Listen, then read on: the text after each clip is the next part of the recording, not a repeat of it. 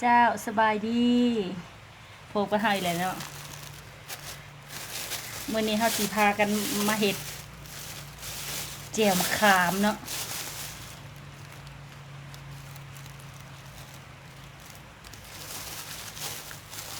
เอามาเฮ็ดกันเลยเนาะ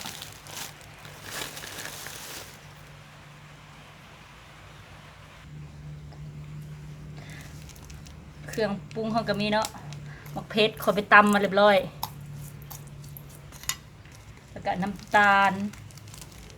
น้ำปลาแดกเป็นนัวแล้วก็ข้าวคั่วแล้วก็หัวผักบัวนี่นะตำก็ใส่น้ำตาลลงไป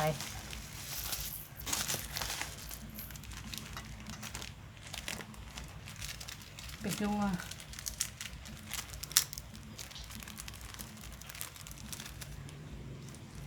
แล้วก็น้ำปลาแดก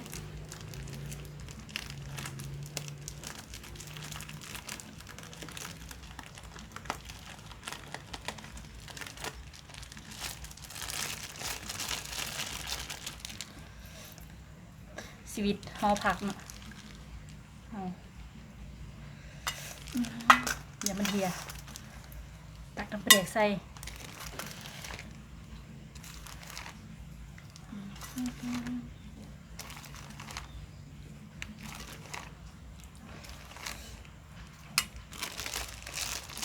ขาดไม่ได้นะน้ำปลาแดกก็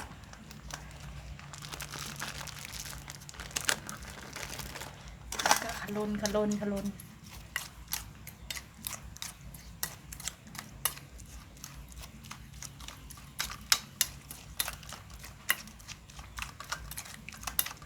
ใส่ข้าวคั่ว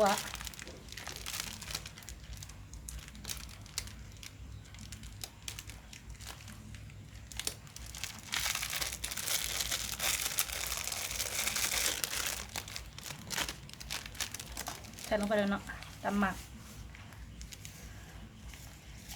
แล้วมันข้น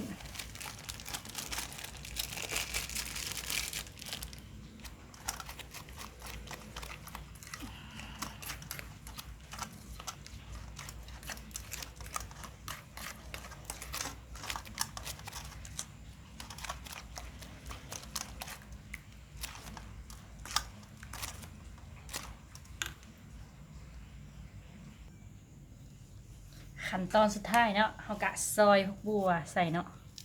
ผักบัวแดงผักบัวซอยเข้าไปมีดกับเขา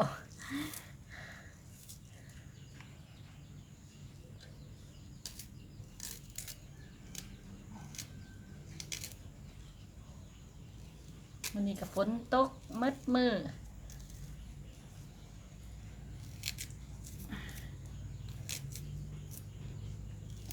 อากาศก็หนาว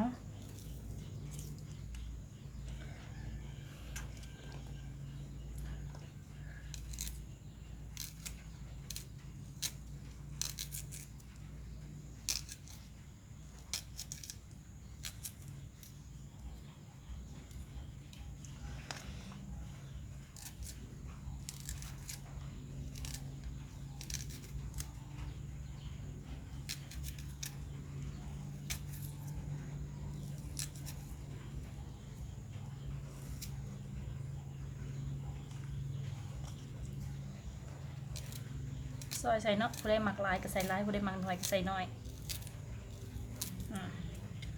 แล้วก็ขลุนเป็นคนสุดท้าย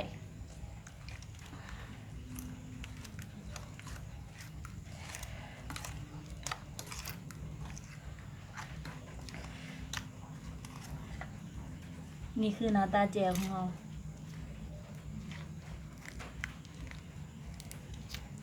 หอมปลาแดกคัก